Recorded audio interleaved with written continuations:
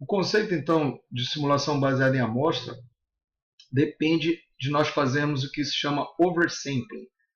O oversampling, esse over aqui quer dizer mais, e ele basicamente é representado quando se tem mais de uma amostra para um dado símbolo do sinal. Então eu vou fazer isso através desse exemplo, mas antes, bora só entender que além do período do símbolo, que é o denotado aqui como T-sim, o intervalo entre símbolos, nós vamos estar lidando agora com o intervalo entre amostras. Antes, é como se o intervalo entre amostras e o intervalo de símbolo fosse a mesma coisa, porque os nossos vetores basicamente eram formados por símbolos. Mas agora a gente vai ter uma distinção entre dois conceitos. Uma coisa vai ser uma amostra do sinal e outra coisa vai ser um símbolo, que tipicamente vai estar sendo carregado por mais de uma amostra. E o fator L é justamente o fator de oversampling, que diz quanto é que é o número de intervalos entre amostras que está contido num intervalo de símbolo. Então, se eu tenho, por exemplo, um intervalo de símbolo de 10 segundos e o intervalo entre amostras de 2 segundos, significa que esse oversampling é de 5. Significa, nessa análise simplista que a gente vai fazer agora no início, como se eu tivesse 5 amostras para representar esse meu símbolo.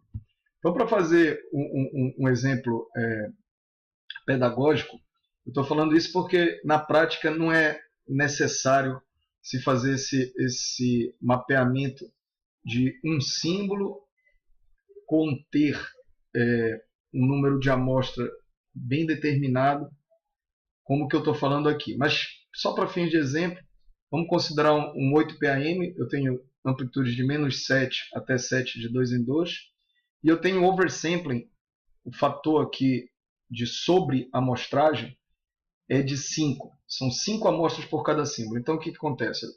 Por exemplo, aqui eu estou mandando o símbolo PAM-3. Aí eu uso 1, 2, 3, 4, 5 amostras para mandar esse símbolo. Agora eu mando o símbolo -7, eu uso 5 amostras. Depois eu mando o -7 de novo, mais 5 amostras, de tal forma que aqui eu tenho 10. Depois eu mando 7 volts, com 5 amostras, assim por diante.